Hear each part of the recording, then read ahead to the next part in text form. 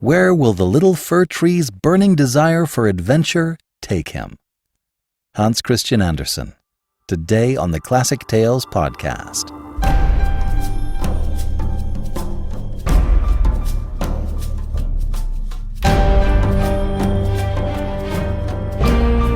Welcome to the Classic Tales podcast. Thank you for listening.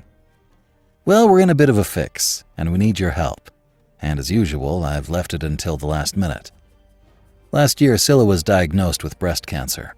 She's fine now. She's had her surgery and is now considered cancer-free. But we're still dealing with the aftermath. And let's just say it's a pretty blue Christmas around here. We're about to start season 19 of the podcast. And I honestly don't know how long I've kept the lights on this long. But it's been my absolute joy to do this show. I'm so very grateful to all of our supporters who have and do support us. But I'm afraid I need your help again. If you'd like to ensure the Classic Tales keeps going strong, please visit the website, classictalesaudiobooks.com, and either make a donation or pick up one of our many support options. Lifetime access passes are now 60% off. Not looking to get rich here, just trying to pay the bills and make it through this rough patch.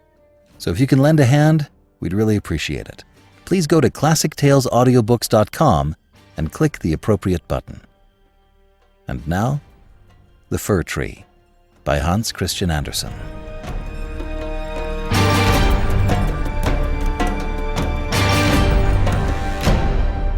Far away in the forest, where the warm sun and the fresh air made a sweet resting place, grew a pretty little fir tree. The situation was all that could be desired, and yet the tree was not happy. It wished so much to be like its tall companions, the pines and firs which grew around it. The sun shone, and the soft air fluttered its leaves, and the little peasant children passed by, prattling merrily. But the fir tree did not heed them. Sometimes the children would bring a large basket of raspberries or strawberries, wreathed on straws, and seat themselves near the fir tree, and say, "Is it not a pretty little tree?" Which made it feel even more unhappy than before. And yet all this while, the tree grew a notch or joint taller every year, for by the number of joints in the stem of a fir tree, we can discover its age. Still, as it grew, it complained, "Oh, how I wish I were as tall as the other trees. Then I would spread out my branches on every side. My crown would overlook the wide world around. I should have the birds building their nests on my boughs, and when the wind blew, I should bow with stately dignity, like my tall companions." So discontented was the tree that it took no pleasure in the warm sunshine, the birds, or the rosy clouds that floated over it morning and evening. Sometimes in winter, when the snow lay white and glittering on the ground, there was a little hare that would come springing along and jump right over the little tree's head. Then how mortified it would feel. 2 winters passed, and when the third arrived, the tree had grown so tall that the hare was obliged to run round it. Yet it remained unsatisfied, and would exclaim, "Oh, to grow and grow! If I could but keep on growing tall and old, there is nothing else worth caring for in the world." In the autumn, the woodcutters came, as usual, and cut down several of the tallest trees, and the young fir, which was now grown to a good full height, shuddered as the noble trees fell to the earth with a crash. After the branches were lopped off, the trunks looked so slender and bare that they could scarcely be recognized. Then they were placed, one upon another, upon wagons, and drawn by horses out of the forest. Where could they be going? What would become of them? The young fir tree wished very much to know. So in the spring, when the swallows and the storks came, it asked, "Do you know where those trees were taken? Did you meet them?" The swallows knew nothing, but the stork, after a little reflection, nodded his head and said, "Yes, I think I do. As I flew from Egypt, I met several new ships, and they had fine masts that smelt like fir. These must have been the trees, and I assure you they were very stately. They sailed right gloriously. Oh, how I wish I were tall enough to go on the sea, said the fir tree. Tell me, what is this sea, and what does it look like? It would take too much time to explain, a great deal too much, said the stork, flying quickly away. Rejoice in thy youth, said the sunbeam. Rejoice in thy fresh growth, and in the young life that is in thee. And the wind kissed the tree, and the dew watered it with tears, but the fir tree regarded them not. Christmas time drew near, and many young trees were cut down, some that were even smaller and younger than the fir tree, who enjoyed neither rest nor peace for longing to leave its forest home. These young trees, which were chosen for their beauty, kept their branches, and they also were laid on wagons and drawn by horses far away out of the forest. Where are they going? Asked the fir tree. They are not taller than I am. Indeed, one is not so tall. And why do they keep all their branches? Where are they going? We know, sang the sparrows. We have looked in at the windows of the houses in the town, and we know what is done with them. Oh, you cannot think what honor and glory they receive. They are dressed up in the most splendid manner. We have seen them standing in the middle of a warm room, and adorned with all sorts of beautiful things, honey cakes, gilded apples, playthings, and many hundreds of wax tapers. And then, asked the fir tree, trembling in all its branches, and then what happens? We did not see any more, said the sparrows, but this was enough for us. I wonder whether anything so brilliant will ever happen to me, thought the fir tree. It would be better even than crossing the sea. I long for it almost with pain. Oh, when will Christmas be here? I am now as tall and well grown as those which were taken away last year. Oh, that I were now laid on the wagon, or standing in the warm room, with all that brightness and splendor around me. Something better and more beautiful is to come after, or the trees would not be so decked out. Yes, what follows will be grander and more splendid. What can it be? I am weary with longing. I scarcely know what it is that I feel. Rejoice in our love, said the air and the sunlight. Enjoy thine own bright life in the fresh air. But the tree would not rejoice, though it grew taller every day, and winter and summer its dark green foliage might be seen in the forest, while passers-by would say, "What a beautiful tree!" A short time before the next Christmas, the discontented fir tree was the first to fall. As the axe cut sharply through the stem and divided the pith, the tree fell with a groan to the earth, conscious of pain and faintness, and forgetting all its dreams of happiness in sorrow at leaving its home in the forest. It knew that it should never again see its dear old companions, the trees, nor the little bushes and many-colored flowers that had grown by its side, perhaps not even the birds. Nor was the journey all that pleasant. The tree first recovered itself while being unpacked in the courtyard of a house with several other trees, and it heard a man say, "We only want one, and this is the prettiest. This is beautiful." Then came two servants in grand livery, and carried the fir tree into a large and beautiful apartment. Pictures hung on the walls, and near the tall tile stove stood great china vases with lions on the lids. There were rocking chairs, silken sofas, and large tables covered with pictures. And there were books and playthings that cost 100 times $100, at least so said the children. Then the fir tree was placed in a large tub full of sand, but green baize hung all round it, so that no one could know it was a tub, and it stood on a very handsome carpet. Oh, how the fir tree trembled! What was going to happen to him now? Some young ladies came, and the servants helped them to adorn the tree. On one branch they hung little bags cut out of colored paper, and each bag was filled with sweetmeats. From other branches hung gilded apples and walnuts, as if they had grown there, and above and all around were hundreds of red, blue, and white tapers, which were fastened upon the branches. Dolls, exactly like real men and women, were placed under the green leaves. The tree had never seen such things before, and at the very top was fastened a glittering star made of gold tinsel. Oh, it was very beautiful. "This evening," they all exclaimed, "how bright it will be!" "Oh, that the evening were come," thought the tree, "and the tapers lighted. Then I shall know what else is going to happen. Will the trees of the forest come to see me? Will the sparrows peep in at the windows, I wonder, as they fly? Shall I grow faster here than in the forest? And shall I keep on all these ornaments during summer and winter?" But guessing was of very little use.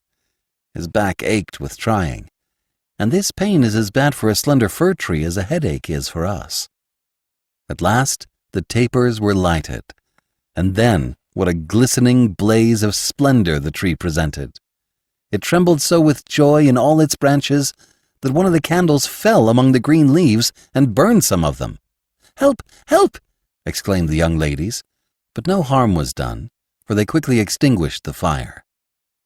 After this, the tree tried not to tremble at all, though the fire frightened him. He was so anxious not to hurt any of the beautiful ornaments, even while their brilliancy dazzled him. And now the folding doors were thrown open, and a troop of children rushed in as if they intended to upset the tree, and were followed more slowly by their elders. For a moment, the little ones stood silent with astonishment, and then they shouted for joy till the room rang, and they danced merrily round the tree, while one present after another was taken from it. "What are they doing? What will happen next?" thought the tree. At last, the candles burned down to the branches and were put out. Then the children received permission to plunder the tree. Oh, how they rushed upon it! There was such a riot that the branches cracked, and had it not been fastened with the glistening star to the ceiling, it must have been thrown down. Then the children danced about with their pretty toys, and no one noticed the tree except the children's maid, who came and peeped among the branches to see if an apple or a fig had been forgotten. "A story! A story!" cried the children, pulling a little fat man towards the tree. "Now we shall be in the green shade," said the man, as he seated himself under it, "and the tree will have the pleasure of hearing also. But I shall only relate one story. What shall it be? Ividi Avidi, or Humpty Dumpty, who fell downstairs but soon got up again, and at last married a princess?" "Ividi Avidi," cried some. "Humpty Dumpty," cried others, and there was a famous uproar. But the tree remained quite still, and thought to himself, "Shall I have anything to do with all this? Ought I to make a noise too?" But he had already amused them as much as they wished, and they paid no attention to him. Then the old man told them the story of Humpty Dumpty, how he fell downstairs, and was raised up again, and married a princess, and the children clapped their hands and cried, "Tell another! Tell another!" For they wanted to hear the story of Ividi Avidi, but this time they had only Humpty Dumpty. After this the fir tree became quite silent and thoughtful. Never had the birds in the forest told such tales as that of Humpty Dumpty, who fell downstairs and yet married a princess. "Ah, yes, so it happens in the world," thought the fir tree. He believed it all, because it was related by such a pleasant man. "Ah, well," he thought, "who knows? Perhaps I may fall down too and marry a princess." And he looked forward joyfully to the next evening, expecting to be again decked out with lights and playthings, gold and fruit. "Tomorrow I will not tremble," thought he. "I will enjoy all my splendor, and I shall hear the story of Humpty Dumpty again, and perhaps of Ividi Avidi." And the tree remained quiet and thoughtful all night. In the morning, the servants and the housemaid came in. "Now," thought the fir tree, "all my splendor is going to begin again." But they dragged him out of the room and upstairs to the garret, and threw him on the floor in a dark corner where no daylight shone, and there they left him. What does this mean? Thought the tree. What am I to do here? I can hear nothing in a place like this. And he leaned against the wall and thought and thought. And he had enough time to think, for days and nights passed, and no one came near him. And when at last somebody did come, it was only to push away some large boxes in a corner. So the tree was completely hidden from sight, as if it had never existed. It is winter now, thought the tree. The ground is hard and covered with snow, so that people cannot plant me. I shall be sheltered here, I dare say, until spring comes.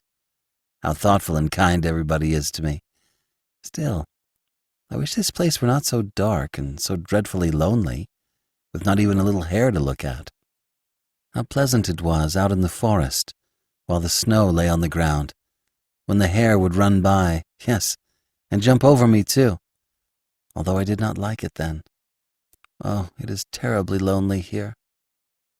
Squeak, squeak, said a little mouse, creeping cautiously towards the tree. Then came another, and they both sniffed at the fir tree and crept in and out between the branches.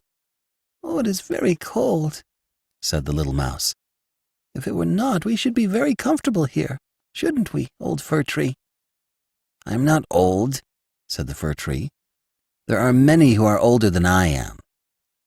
Where do you come from? Asked the mice, who were full of curiosity. And what do you know? Have you seen the most beautiful places in the world? And can you tell us all about them? And have you been in the storeroom, where cheeses lie on the shelf and hams hang from the ceiling? One can run about on tallow candles there.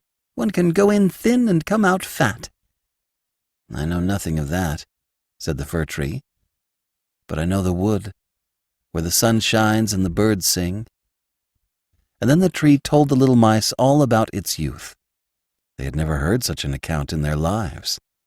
And after they had listened to it attentively, they said, What a number of things you have seen! You must have been very happy. Happy? Exclaimed the fir tree. And then as he reflected on what he had been telling them, he said, Ah, yes, after all, those were happy days. But when he went on and related all about Christmas Eve, and how he had been dressed up with cakes and lights, the mice said, How happy you must have been, you old fir tree!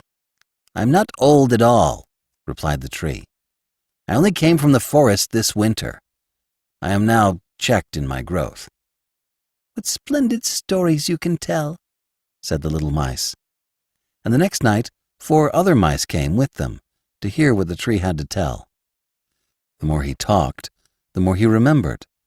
And then he thought to himself, Yes, those were happy days. Perhaps they may come again. Humpty Dumpty fell downstairs, and yet he married the princess. Perhaps I may marry a princess too. And the fir tree thought of the pretty little birch tree that grew in the forest. A real princess, a beautiful princess, she was to him. Who is Humpty Dumpty? Asked the little mice.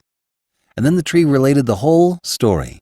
He could remember every single word, and the little mice were so delighted with it that they were ready to jump to the top of the tree. The next night, a great many more mice made their appearance, and on Sunday, 2 rats came with them. But the rats said it was not a pretty story at all, and the little mice were very sorry, for it made them also think less of it. Do you know only that one story? Asked the rats. Only that one, replied the fir tree. I heard it on the happiest evening in my life, but I did not know I was so happy at the time. We think it is a very miserable story, said the rats.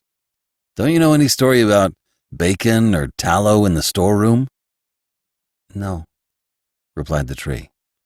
Many thanks to you, then, replied the rats, and they went their ways.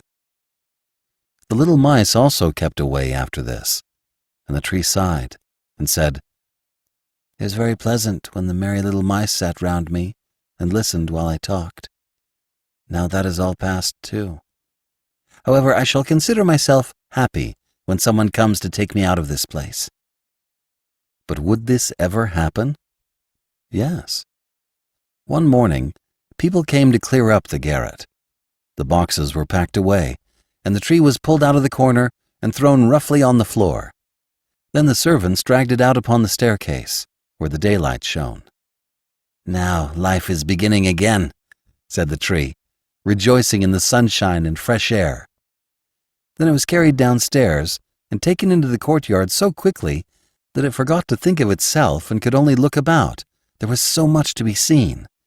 The court was close to a garden, where everything looked blooming. Fresh and fragrant roses hung over the little palings. The linden trees were in blossom, while swallows flew here and there, crying, "Twit, twit, twit, my mate is coming." But it was not the fir tree they meant.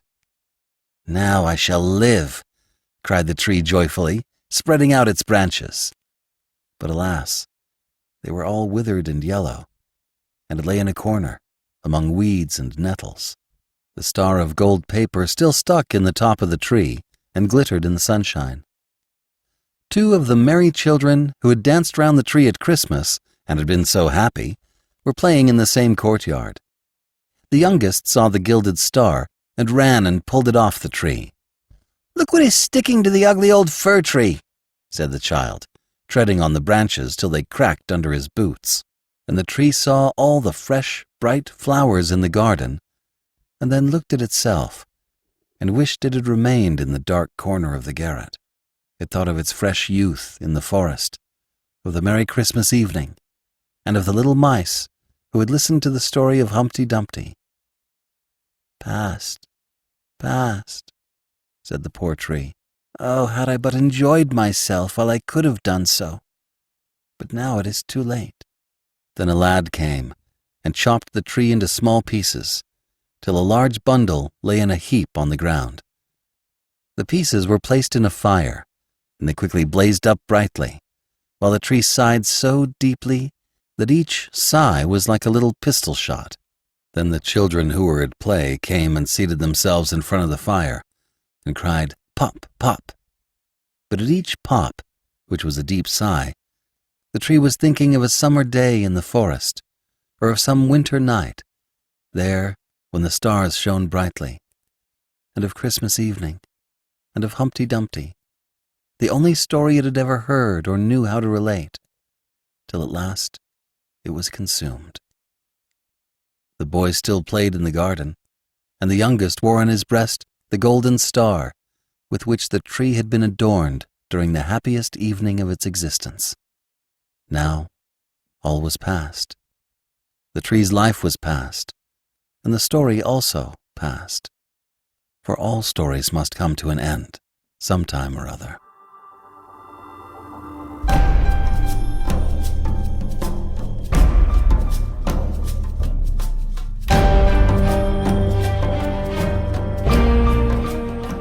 This is B.J. Harrison. I hope you've enjoyed this unabridged production of The Fir Tree by Christian Andersen. Don't miss your chance to get 60% off a lifetime access pass to the entire Classic Tales library. And if you're not in the market for that, we have many other support options. Please visit us at classictalesaudiobooks.com and help us keep the podcast going strong. Thank you for your support. Thank you for joining me today and allowing classic literature to awaken your better self. Please join me next time, and we'll rediscover the greatest stories ever put to paper.